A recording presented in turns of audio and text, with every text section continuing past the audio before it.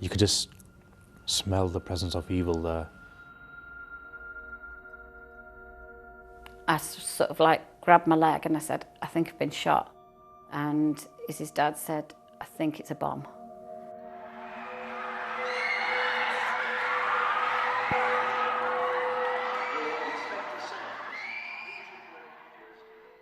It's May 2017. What does life look like for you? Just Rosie bringing up Izzy, just enjoying everything that was going on.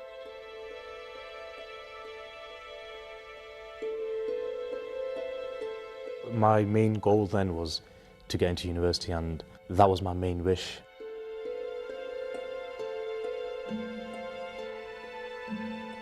And I can remember getting dressed thinking, God, it's so hot, what am I going to wear? And I can remember the jeans put on, my white blouse, everything. It was such a nice, beautiful day, and I said to myself, let's finish off strong, and it's going to be the best when you come back home, and you're going to start your real journey. It was just a very happy, sunny day. Izzy was just buzzing. Ariana was one of the ones that she really wanted to see.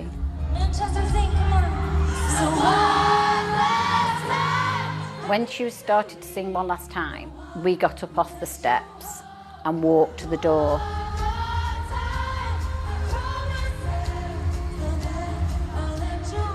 Everyone in the crowd, they were just screaming and they were just like, oh, this is amazing and stuff. And I'm just there at the fire just thinking, oh, I wish I could just go in.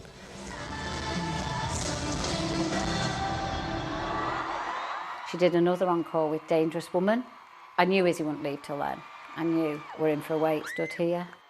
And that's obviously just when it happened. People stopped for a second, it was a brief second, and then people were just trampling over anyone possible. Even the younger children, they were just moving people out of the way, they were just getting pushed left, right and centre. Just an almighty bang, darkness, and it felt like it was raining. Look, ash, it's like being at a bonfire and there was ash coming down. It was calm at first, but then all of a sudden there was just screams that were ear-piercing. They asked the crowd who was outside, has anybody got any first aid training, or is anybody first aid trained? If you know anything, just go through them doors. I ran so fast to the door, and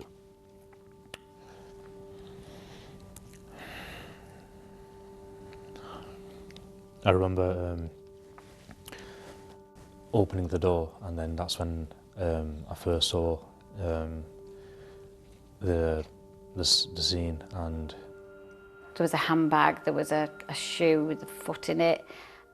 You know, you can see everything, and it's then you start taking it in of what sort of is going on around you. It was a very distinct smell. I mean, I never smelled anything like it before or even after. And the smell, and just chaos everywhere. At that moment, it was just like, I either run home or I stay and help these people. So I made the decision quickly that I need to help these people, and I said to myself, listen, we'll deal with the feelings and everything later, but now just try and do your best to help people. I sort of like grabbed my leg and I said, I think I've been shot. And his dad said, I think it's a bomb. Due to an incident, it is necessary to evacuate the area. It's just so surprising because it was so quiet there. I mean, now thinking back, all of the chaos that was happening around, people would have think there's more chaos inside, but it was just so quiet and so sinister. You could just smell the presence of evil there. I could just see how much blood I was losing. And I just thought, how long can I stay here for? I go to around 4 or 5 people, and they're not moving, so I think they're dead.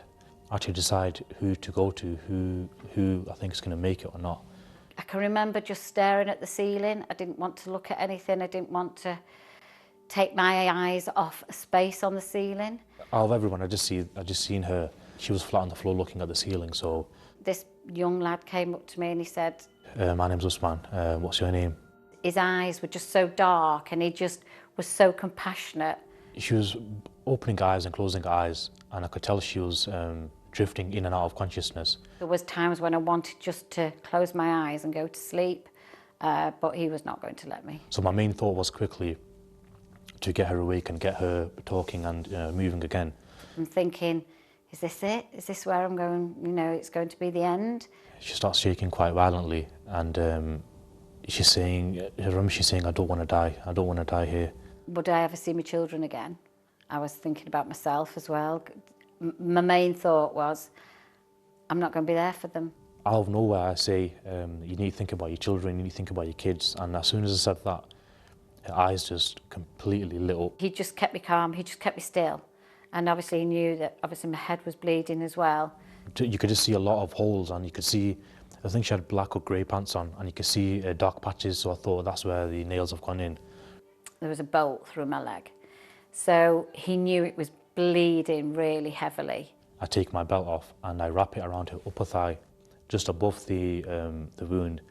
You know, I could feel my head, I could feel my foot, I kept screaming for them to take my shoe off. And she kept asking me, how bad is it, you know, is it really bad? And I said, listen, it's going to be all right, it's going to be fine. He was just calm. For a young lad, he was really calm. And I turn around and I'm looking back, and I've just got my elbow, I've just put my head in my elbow, and I just burst out crying and just trying to breathe, trying to collect myself. And I just kept saying to God, just please get me out of here, just please get me out of here. I didn't have any sense of time, but I felt like I'd been there for hours and hours and hours. I'm just thinking, where's the medics and where's the ambulance crew?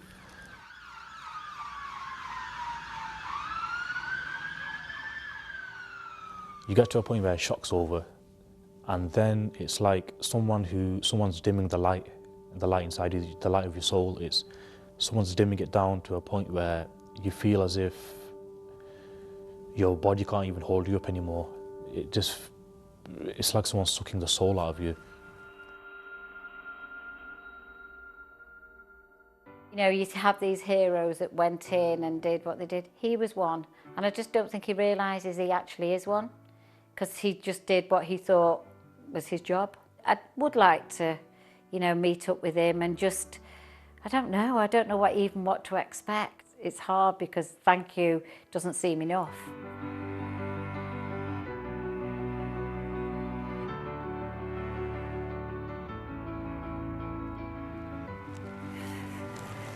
Hi.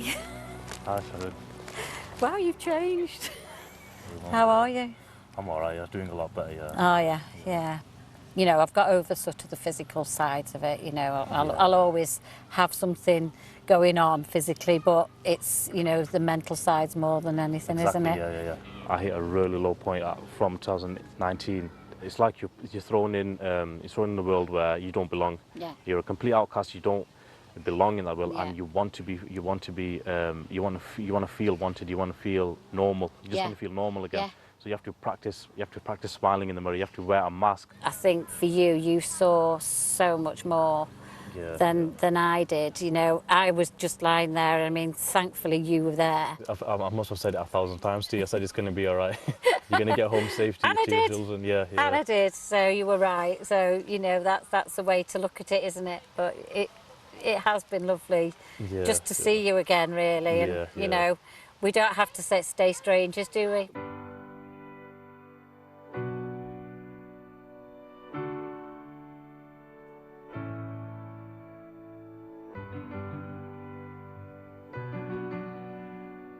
You get to know somebody, but we had to get to know each other quite quickly. So he was just a lovely person, lovely, warm, kind-hearted person.